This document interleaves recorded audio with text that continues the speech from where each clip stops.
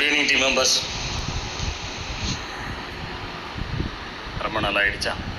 Right, நிறைய confirmation, நிறைய work, நம்ம சைட்டும் ஓப்பன் ஆகிட்டோம், அப்ரூவல்லாம் கிடச்சிட்டோம் அப்படின்னு பார்த்தோம்.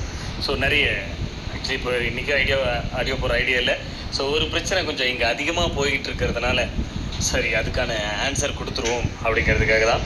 ஸோ அது என்ன பிரச்சனை அப்படின்னா, நான் அப்ரூவல் கொடுத்துட்டேன், இருந்தாலும் நான் அப்ரூவ் ஆப்ஷன் செலக்ட் பண்ணிட்டேன், பட் இருந்தாலும் எனக்கு என்னுடைய ஐடி லாக் ஆகிடுச்சு. நான் அப்ரூவல் ஆப்ஷன் செலக்ட் பண்ணியும் எனக்கு என்னுடைய ஐடி லாக் ஆகிடுச்சு அப்படிங்கிற இந்த கம்ப்ளைண்ட் தான் ஒரு 4 டேஸாக போய்கிட்டு இருக்கிறது, 4-5 டேஸாகவே. ஸோ அது அதிகமான மெம்பர்ஸ் கம்ப்ளைண்ட்ஸ் கிடையாது, நாங்கள் லிஸ்ட்டும் எடுத்து பார்த்துட்டோம். சரி, ஓகே, நம்ம அடுத்தடுத்த வேலைகள் ஓடிக்கிட்டு இருக்கோம். அது இப்போ ஐடி ட்ரான்ஸ்ஃபர் பண்ணுறதுக்காக கொடுத்துருந்தாங்க இல்லையா, அவங்க அந்த லிஸ்ட்டை வெரிஃபை பண்ணிகிட்டு இருக்காங்க. ஸோ அதுவுமே மோஸ்ட்லி இன்னும் 2 டேஸில் அது ஒர்க்கு முடிச்சிடும். ரைட். ஸோ நாளைக்கு இந்த நான் அப்ரூவ் ஆப்ஷன் கொடுத்துட்டேன், அப்படி இருந்தாலும் என்னுடைய ஐடி பிளாக் ஆகிடுச்சின்னு சொன்னவங்க என்ன பண்ணணும் அப்படிங்கிறத மார்னிங் அதுக்கு ஒரு ஆப்ஷன்ஸ் கொடுக்குறேன், அதில் சொல்கிற மாதிரியே நீங்கள் பண்ணுங்கள். அதுக்குண்டான ஆன்சர்ஸ் அவங்களுக்கு தேவையான அவங்க ஐடி அன்பிளாக் பண்ணப்படும். ஸோ அது அப்படி எத்தனை பேருக்கு ஆகியிருக்குன்னு ஒரு லிஸ்ட் எடுப்போம். லிஸ்ட் எடுத்து அதையும் சரி பண்ணி கொடுத்துடலாம். எஸ்பிஓவில் ஏதாவது ஒரு விஷயங்கள் தெரியும், அதே மாதிரி இந்த ரிஜெக்ட் ஆப்ஷன் நான் தெரியாமல் செலக்ட் பண்ணிட்டேன்.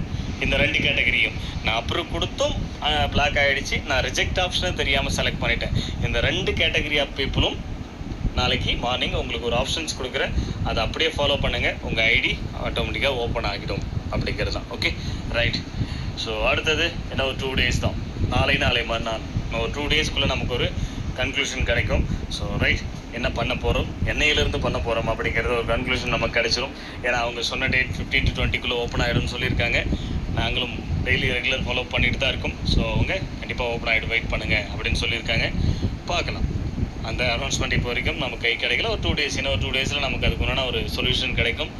நாம் அதுக்கான ஸ்டெப்ஸ் என்னவோ அதை எடுக்கலாம், வெயிட் பண்ணுங்கள். இங்கே நிறைய ஒர்க்கும் போய்கிட்டு இருக்கு. ஏன்னா எஸ்பிஓ செய்ய வேண்டிய வேலைகள்லாம் எதுவும் செய்யாமலாம் இல்லை, அப்ரூவல்லாம் நமக்கு விஷயமே கிடையாது.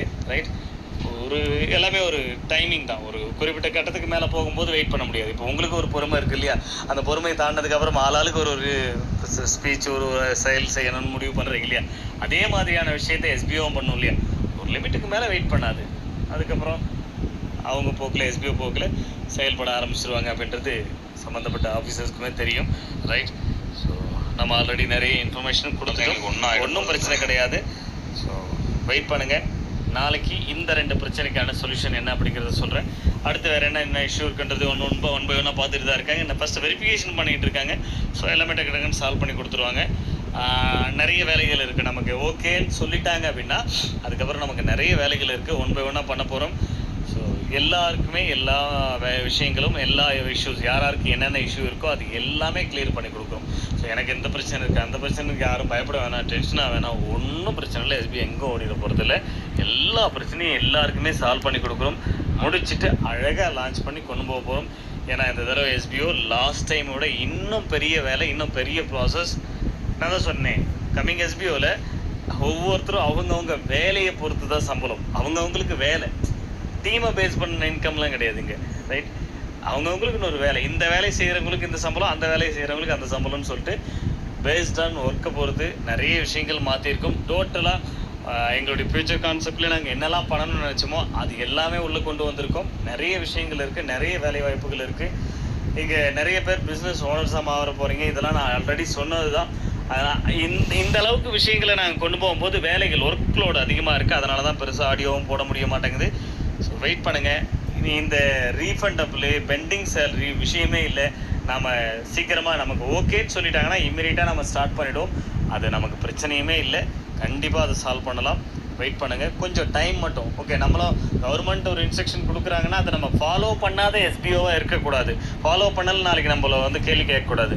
நம்ம ஃபாலோ பண்ணிட்டோம், ரொம்பவே ஃபாலோ பண்ணிட்டோம், பட் அது லிமிட்டேஷன் தான். அதுக்கு மேலாம் ஃபாலோ பண்ணிட்டு உட்காந்துட்டு இருக்க முடியாது. ஓகே, கவர்மெண்ட் கண்டிப்பாக உங்களுக்கு எல்லாம் பதில் சொல்லாது.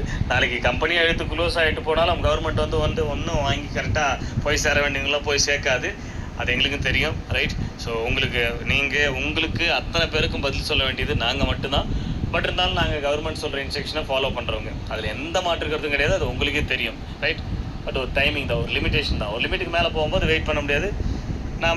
நமக்கு தேவையான விஷயத்த நமக்கு தேவையானதை நாமளே எடுத்துக்க வேண்டியது தான். அவ்வளோதான். ஓகே, பார்க்கலாம். வெயிட் பண்ணுங்கள். நாளைக்கு அதுக்குண்டான ஆன்சர்ஸ் கொடுக்குறேன். ஸோ அப்டேஷன் வரல என்னாச்சுன்னு ஒரே கன்ஃபியூஷனாக போயிட்டுருக்கு. ரொம்ப கன்ஃபியூஷன் வேணாம், ரிலாக்ஸாக இருங்க. நிறைய நம்ம வேலைகள் செய்ய போகிறோம். அது வரைக்கும் கொஞ்சம் ரெஸ்ட் எடுத்துக்கங்க அந்த வேலைகள்லாம் செய்கிறதுக்கு. ரைட், அனௌன்ஸ்மெண்ட் நாளைக்கு. இந்த 2 பிரச்சனைக்கான சொல்யூஷன் நாளைக்கு கொடுக்குறேன். Okay, thank you.